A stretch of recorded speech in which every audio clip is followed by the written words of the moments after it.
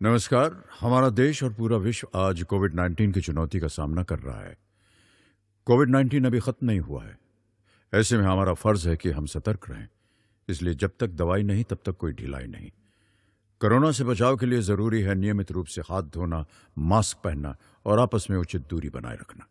याद रखिए, 2 गज दूरी, मास्क है जरूरी। खांसी, बुखार या सांस लेने में कठिनाई होने पर हेल्पलाइन नंबर 1075 पर संपर्क करें।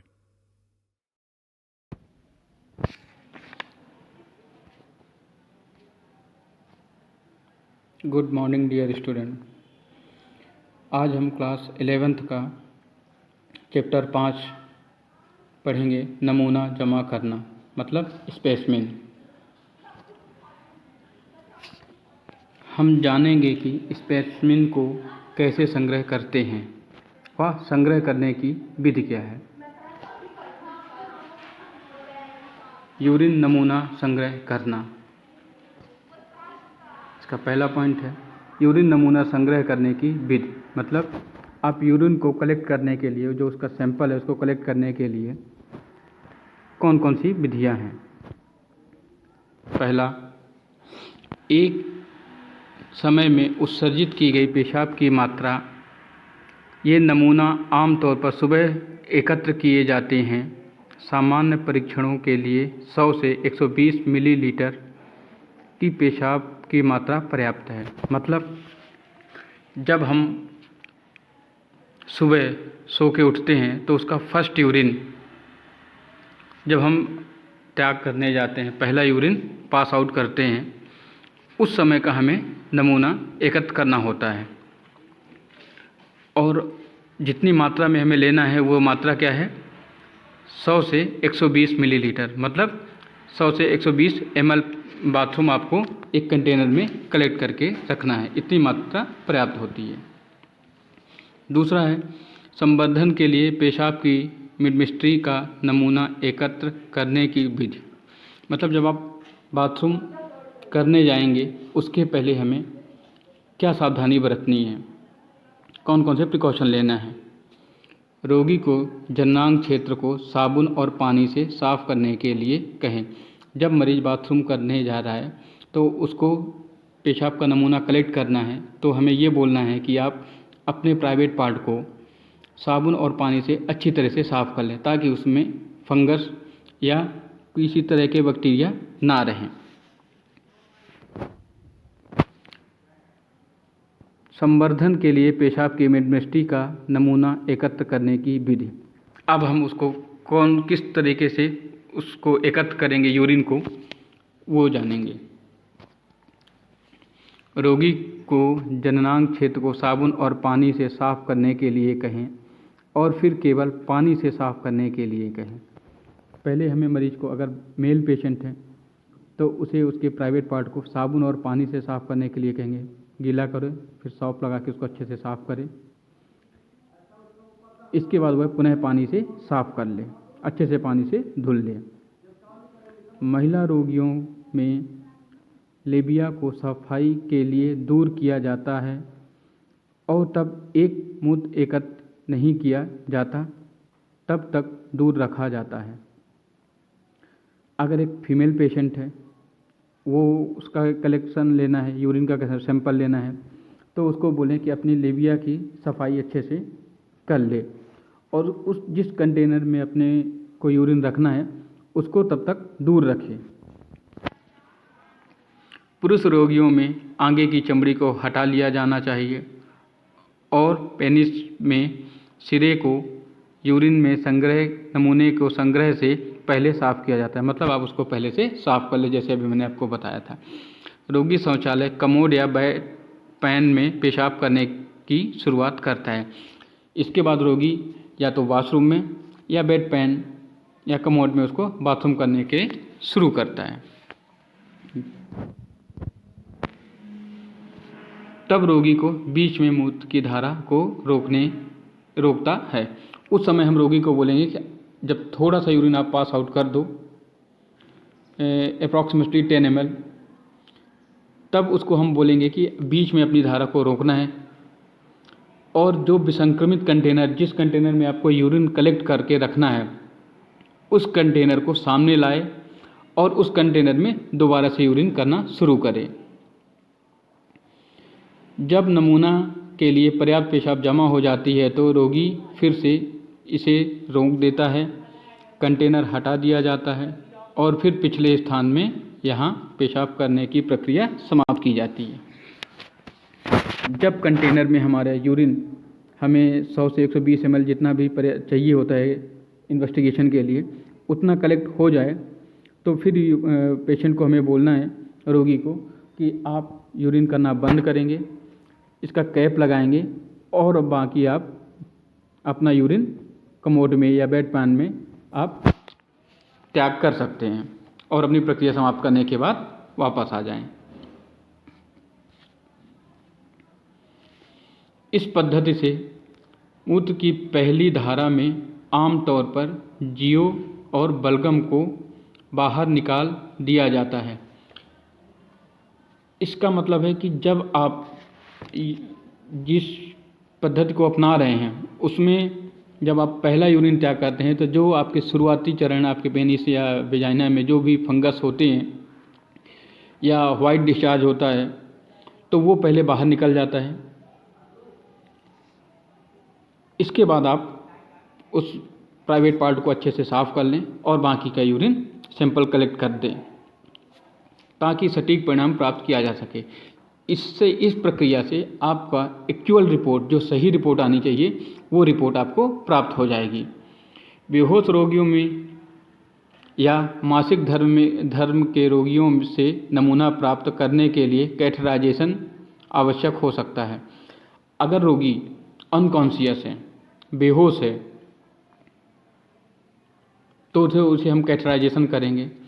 या एक महिला रोगी जो पूरी तरह से होश में है और उसको मासिक धर्म मेंस्ट्रुएशन साइकिल पीरियड्स हो रहे हैं, उस समय हम उसका सैंपल कलेक्ट करने के लिए कैथेटराइजेशन करेंगे। कैथेटर पेशाब की नली डालते हैं, उसके बाद उसका हम सैंपल कलेक्ट करते हैं। जहाँ तक संभव हो कैथेटराइजेशन से बचा जाता है, लेकिन अगर कोशिश हम ये करें कि हमें कैथेटराइजेशन करने की ज़रूरत ना पड़े, उससे हम बचें। बट अगर इमरजेंसी है, नीड है, किसी को पीरियड्स हो रहे हैं या रोगी अनकॉन्शियस है, तो हमें कैथेटराइजेशन डालना ही पड़ता है। अब हम क्यों उससे बचते हैं? क्योंकि इससे यूरिन के रास्ते में कैथेटर के साथ सूक्ष्म जीवों की शुरुआत के कारण मूत्र संक्रमण हो सकता है। मतलब अगर कैथेटर हमने कोई बॉडी पार्ट में फॉरेन बॉडी को हमने इंसर्ट कर रखा है तो उसमें छोटे छोटे बैक्टीरिया या सूक्ष्म जीव पनप सकते हैं, जिससे हमारी रिपोर्ट खराब हो सकती है, रिपोर्ट हमारी गलत हो सकती है, या इसके कारण ऊतक को आपात हो सकता है, या जो हमारे टिश्यू है उसमें थोड़ा सा इंजरी हो सकती है या उसमें पस फॉर्मेशन हो सकता है। तो हमें कोशिश ये करना है कि हम यूरिन का जब सैंपल देने जाएं तो हम हमारे अपने प्राइवेट पार्ट को साफ़ कर लें अच्छी तरीके से, स्टरलाइजेशन कंटेनर लेके जाएं। अगर महिला रोगी हैं, उनको पीरियड्स हो रहे हैं, तो हम कैथेटराइजेशन का उपयोग करें, अन्यथा हम उसको अच्छी तरह से वेजाइनल को पार्ट को साफ़ करने के बाद यूरिन सैंपल कलेक्ट करते हैं। Right student? इसके बाद हमारा आता है 24 घंटे मूत्र नमूना एकत्र करने की विधि। अब हम 24 घंटे का यूरिन किस तरह से कलेक्ट करते हैं? 24 घंटे मूत्र के नमूने का अर्थ है 24 घंटों में हर बार की गई पेशाब के नमूनों को जमा करना।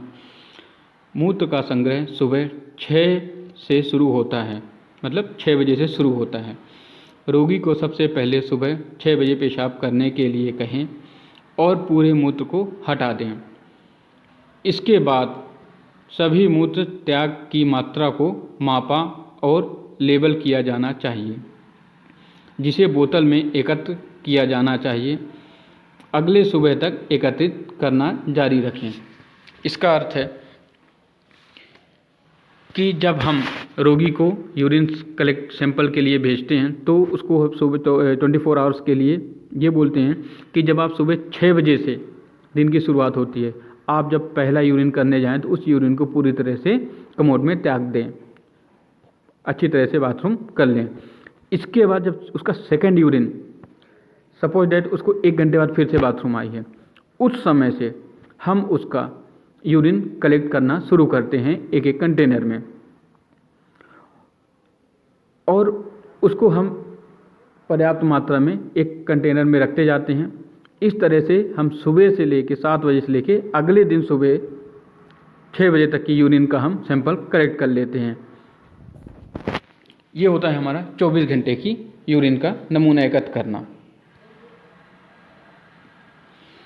अगले दिन रोगी को सुबह 6 बजे पेशाब करने के लिए कहें और इसे पहले एकत्रित यूरिन में जोड़ें।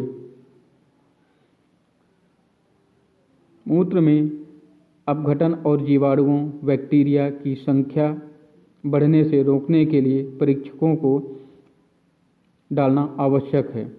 विभिन्न प्रकार के संरक्षक उपलब्ध हैं, जैसे टोल्यूनाइन, बारिक एसिड, सांद्र हाइड्रोक्लोराइड एसिड, फॉर्मालिन, क्लोरोफॉर्म आदि। जब अगले दिन सुबह 6 बजे का यूरिन कलेक्ट हो जाता है,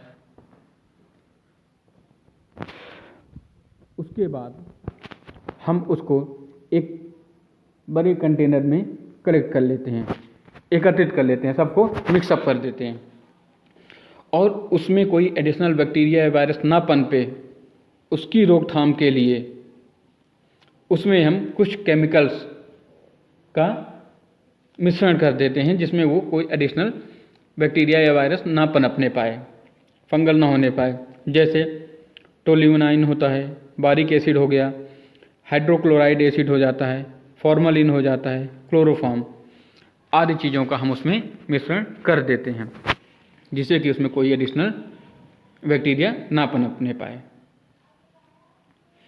अगले दिन रोगी को सुबह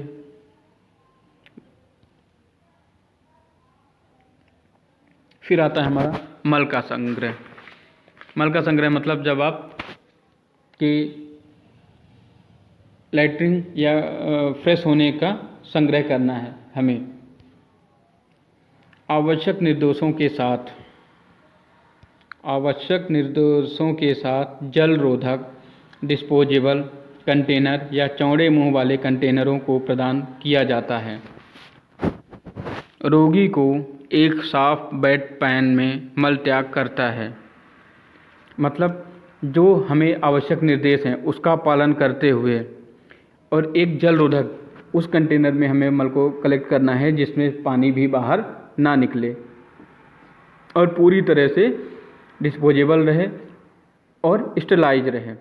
चौड़े मुंह का कंटेनर होना चाहिए। रोगी एक साथ बेड पैन में मल त्याग करता है। मरीज एक साथ ही पूरा अपना मल त्याग कर देता है। मल की एक छोटी सी मात्रा स्टिक या स्पैचुला से निकाल ली जाती है। जब वो मल त्याग कर दे तो उसे एक छोटी सी मात्रा, जितना हमें कलेक्शन सैंपलिंग के लिए चाहिए होता है, उतना हम या तो एक स्टिक से या स्पैचुला, एक हमारा इंस्ट्रूमेंट होता है, उससे हम, स्पून की तरह होता है, उससे हम निकालें और उस चौड़े मुंह वाले कंटेनर में रख दें और स्टिक को कचड़े के डिब्बे में डाल देते हैं।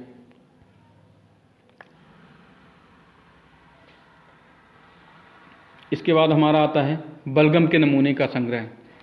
जो बलगम होता है हमारा, बलगम मतलब जब हमें खांसी आती है तो उससे जो हमें खराश पैदा होती है, उसका हम संग्रह कैसे करेंगे। बलगम का नमूना इकट्ठा करने के लिए जल रोधक डिस्पोजेबल स्पूटम का सूक्ष्म या चौड़े मुंह वाला कंटेनर का प्रयोग किया जाता है। मतलब जब हमें बलगम का नमूना इकट्ठा करना है तो उसके लिए भी हमें एक जल रोधक, जिसमें से बाहर ना निकले, उसका सिक्रेशन बाहर ना लीकेज हो, और चौड़े मुंह का डिस्पोजल कंटेनर लेते हैं। बिल्कुल स्टरलाइजेशन, हर सैंपलिंग के लिए हमें एक स्टरलाइजेशन कंटेनर की आवश्यकता होती है। यदि चिकित्सक को 24 घंटे में किए गए मल त्याग की मात्रा का पता लगाना है तो एक बड़े कंटेनर की आर्द्रता होती है। मतलब अगर डॉक्टर को 24 घंटे मतलब सुबह से लेके अगले दिन की सुबह तक का मल का हमें जांच करना है कि कहीं उसमें ब्लीडिंग तो नहीं हो रही है या कोई अन्य चीज़ें तो नहीं डेवलप हो रही हैं, तो उसके लिए हमें एक बड़े मुंह का और थोड़ा सा बड़ा कंटेनर की आवश्यकता होती है। यदि विसंक्रमित नमूनों की आवश्यकता है तो एक स्कूप कैप या विसंक्रमित पेट्री डिश के साथ एक चौड़े मुंह वाली विसंक्रमित कांच की बोतल का रोगी को एक दिन पहले शाम को कंटेनर दिया जाना चाहिए। मतलब एक या तो आप कांच की कंटेनर दे दें या प्लास्टिक का कंटेनर दे दें। तो एक दिन पहले, कल का हमें सैंपलिंग चाहिए तो हम रोगी को आज शाम को ही वो कंटेनर उसको उपलब्ध करा देते हैं, चौड़े मुंह वाला और पूरी तरह से स्टेलाइजेशन, ताकि वह अपना बलगम उस पर निकाल सके। और उसे खांसी से फेफड़े के अंदर की सामग्री बाहर लाने बढ़ाने के लिए निर्देश दिए जाते हैं। और उसे बलगम को बाहर निकालने के लिए खांसी करने के लिए बोला जाता है, ताकि वो अंदर की बलगम उसका खराश जो है वो बाहर आ सके। केवल नाक या गले से लार या बहाव निकालने के लिए नहीं कहा जाता। लार जो सलाइवा है उसको या नाक से या गले से बाहर निकालने के लिए नहीं कहा जाता। एक कॉटन प्लग के साथ स्टेट ट्यूब बंद कर दें और जब उसमें सैंपलिंग कलेक्ट हो जाए तो उसको आप ट्यूब को बंद करके रख दें। इसके बाद हमारा अगला पॉइंट आता है वेजाइनल के बहाव को एकत्रित करना। मतलब अगर किसी महिला रोगी का जांच सैंपलिंग करना है तो उसके लिए हमें कौन सी विधि का उपयोग करना है। वेजाइना स्मीयर बनाकर इन्हें वेजाइना स्राव की जांच के लिए प्रयोगशाला में भेजा जाता है।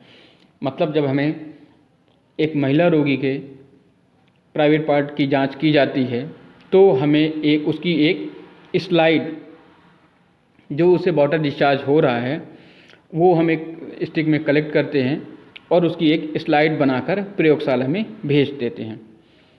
स्मीयर के साथ न्यूनतम 2 स्लाइड प्रयोगशाला में भेजी जानी चाहिए। जो स्मीयर हमने बना के भेजा है, स्मीयर मतलब हमने एक स्लाइड में उसकी एक परत को बना दिया है, तो उसके साथ हम 2 स्लाइड, कांच की एक स्लाइड होती है उसके साथ हम 2 स्लाइड को प्रयोगशाला में भेजते हैं। 2 साफ स्लाइड और एक तार लूप या एक कॉटन एल्पिकेटर की आवश्यकता होती है। हमें 2 स्लाइड की ज़रूरत है और लूप, जिसमें एक लूप लाइन होती है जिसमें एक स्टिक होती है, ऊपर थोड़ा सा उसमें कॉटन लगा हुआ होता है ना, उसकी भी आवश्यकता होगी, क्योंकि अगर थोड़ा सा स्लाइड अगर ख़राब होती है तो उससे हम दोबारा से स्लाइड बना सकते हैं। ग्लास स्लाइड स्पिरिट के साथ साफ़ की जाती है। जो हमारी स्लाइड है ग्लास कांच वाली, उसको हम स्पिरिट से अच्छी तरह से साफ़ कर लें। वायल लूप या कॉटन एप्लीकेट के साथ स्लाइड के एक तरफ वेजाइना स्राव ले जाएं और स्लाइड पर एक पतली फिल्म बनाएं। मतलब कि जब हम उस पर एक बहुत पतली मतलब बहुत ही पतली, उसके ऊपर हम एक परत लगा देते हैं स्लाइड के ऊपर, और अगर जैसे उसका वाटर डिस्चार्ज हो रहा है तो उसका एक ड्रॉप हम उस कांच की स्लाइड में गिराएंगे और उसको पूरे स्लाइड में लेप कर देंगे। वो हमारा एक स्मीयर बन जाएगा और उसकी पतली फिल्म बन जाती है। स्लाइड सुखाने के बाद प्रयोगशाला में भेजें। इसके बाद हमें उस स्लाइड को अच्छी तरह से सुखा लेना है। जब वो स्लाइड हमारी सूख गई तो हम उसको प्रयोगशाला में भेज सकते हैं। फिर आता है हमारा रक्त नमूना संग्रह। रक्त नमूना संग्रह में क्या होता है? रक्त नमूने आमतौर पर प्रयोगशाला तकनीशियों द्वारा एकत्र किया जाता है। जो रक्त का नमूना ब्लड इन्वेस्टिगेशन होता है हमारा, उसको एक जो लैब टेक्नीशियन होता है उसके द्वारा कलेक्ट किया जाता है। कभी कभी रक्त कोशिकाओं को इकट्ठा करने के लिए जीडीए को जिम्मेदारी दी जाती है। इन केस टेक्नीशियन व्यस्त है, किसी काम में बिजी है, उसके पास ज़्यादा स्लाइड आ चुकी हैं इन्वेस्टिगेशन के लिए, तो उस समय हम जीडीए को वो जवाबदारी सौंप देंगे कि आप जाइए इस वार्ड से इस बेड नंबर के इस नाम के व्यक्ति का आप ब्लड सैंपल लेके आइए, वो उसको कलेक्ट करेगा। यह अस्पताल की दिनचर्या पर निर्भर करता है, वो अस्पताल पे डिपेंड करता है। रक्त को सडन रोकने की तकनीक के साथ एकत्र किया जाना चाहिए। जब आप ब्लड कलेक्ट कर लें, डिस्पोजल से निकाल लें, तो जब पेशेंट को प्रिक हुआ है जिस जगह पे, उस जगह से ब्लड का स्राव होता है, तो उसको हम तुरंत रोकेंगे। एक स्पीड कॉटन वहाँ पे पंच कर देंगे, दबा देंगे, है ना, जिससे ब्लड जो बाहर निकल रहा है बॉडी से वो वहीं पे रुक जाएगा। रक्त के हेमोलाइसिस को रोकने के लिए सूखी सिरिंज के साथ सेलाइन के घोल में एक सिरिंज डालकर उसे एकत्र किया जाना चाहिए। जैसे आपने रक्त ले लिया है, तो जैसे ही आप किसी कंटेनर में डालोगे तो उसके 5 मिनट बाद वो गाढ़ा हो जाएगा, है ना। तो उससे रोकने के लिए हम उसमें हमें जिस कंटेनर में, जैसे ईडीटीए वायल हो गया, ईडीटीए वायल में हमें सीबीसी जो पतला खून ही रहेगा, किसी में हमें सीरम की ज़रूरत है, तो उसमें हम 1 ml या 2 ml ब्लड उस कंटेनर में डालेंगे, तो जिसमें क्या है ब्लड जो है वो नीचे बैठ जाएगा और उसका जो सीरम है वो बाहर ऊपर उठ के आ जाएगा। इस तरह से हमें उसको अलग अलग कंटेनर में कलेक्ट करना है। कुछ परीक्षण के लिए खाली पेट रक्त एकत्रित किया जाना चाहिए। कुछ इन्वेस्टिगेशन ऐसे होते हैं स्टूडेंट्स जिसे हम खाली पेट ही इन्वेस्टिगेट करते हैं, खाली पेट ही हमें रक्त देना होता है। जैसे शुगर के मरीज हैं तो उनको हम खाली पेट सैंपल लेंगे। थायराइड की जांच करनी है तो हम उनमें खाली पेट की जांच सैंपल लेंगे। इस तरह से हम हर जांच के लिए अलग अलग तरीके से सैंपलिंग करते हैं, राइट।